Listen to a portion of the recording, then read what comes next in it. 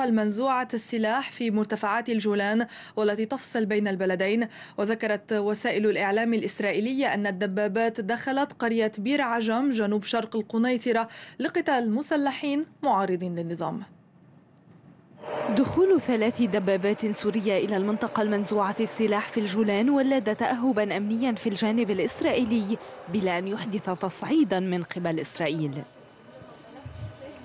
هو الجانب الإسرائيلي يدرك تماما أن هناك عمليات قتالية شديدة في منطقة درعا والمناطق على أطراف خطوط الهدنة، والجانب الإسرائيلي يدرك أن هذا ربما يكون خطأ بشريا.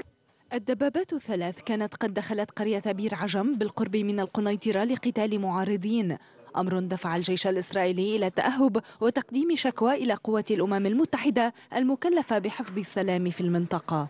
مسؤول في الجيش الإسرائيلي أكد رفع مستوى حالة التأهب لدى الجيش عند الحدود السورية تحسبا لأي طارئ قد يعكر صفو المنطقة المنزوعة السلاح بين سوريا وإسرائيل، والتي تحكمها اتفاقية فك الاشتباك التي وقعت بين البلدين في 31 من أيار مايو سنة 74.